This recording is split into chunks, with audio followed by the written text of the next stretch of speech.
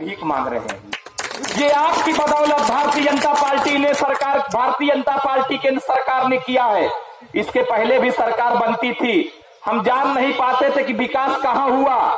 जब अखबार पढ़ते थे तो पर्चा चलता था कि सैफई में विकास हो रहा है। यहां पर मेडिकल कॉलेज था, बहन कुमारी मायावती ने बनवाया था। बहन कुमारी मायावती को मैं इसके लिए धन्यवाद देता हूं। लेकिन जब 2012 में समाजवादी पार्टी की सरकार बनी तो बिल्डिंग तो मेडिकल कॉलेज का खड़ा था, महामाया मेडिकल कॉलेज, लेकिन उसके सारे संसाधन कहां चले गए? आजमगढ़ उठ के चले गए। बिल्डिंग थी, डॉक्टर थे, लेकिन व्यवस्था नहीं थी। इसलिए नहीं थी कि आजमगढ़ में सांसद थे, कौन था? अखिलेश यादव। हमारी बनी रहे, जनता जाए भाड़ में, ये व्यवस्था इसके पहले की सरकारों में हुआ करती थी। लेकिन आज सबका साथ सबका विकास के नारे को चरितार्थ करने के लिए हमने नहीं देखा ये अमुक जाति का व्यक्ति है, हमने नहीं देखा ये अमुक जिले का मामला है, हमने नहीं देखा इसकी क्षेत्र का मामला है। अगर किचौचा नगर पंचायत में 22 घंटा बिजली मिल रही है तो गोरखपुर में बाबा जी के मंदिर पर भी 22 घंटा बिजली मिल रही है।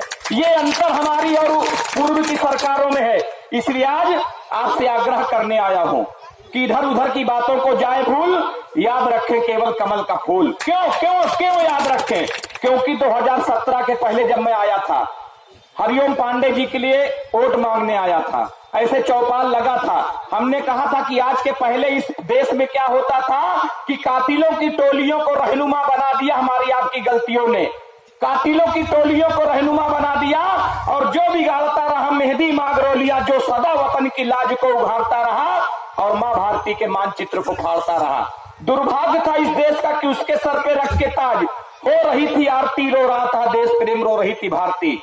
लेकिन भारतीय जनता पार्टी के कार्यकर्ता जब आपके बीच में आते हैं तो हमारे उस समय के यशस्वी राष्ट्रीय अध्यक्ष अमित शाह भाई ने कहा कि जो हमारे मातृभूमि को सुकून दे और देशद्रोहियों को गोलियों से भून दे, ऐसे देश का हमें प्रकाश चाहिए। इस देश को पटेल या सुभाष चाहिए। आज इस देश को पटेल और सुभाष के सपने को साकार करने के लिए भारतीय जनता पार्टी काम कर रही है। भारतीय जनता पार्टी पद पैसा प्रतिष्ठा के लिए राजनीति नहीं करती। मैं तो दावे के साथ कहता हूं कि अगर भारतीय जनता पार्टी का कोई कार्यकर्ता 2017 के पहले 2014 के पहले साइकिल से चलता था तो आज एक भी कार्यकर्ता आपके सामने ऐसा नहीं आएंगे कोई स्कॉर्पियो से चलने लगा हो। लेकिन भारतीय जनता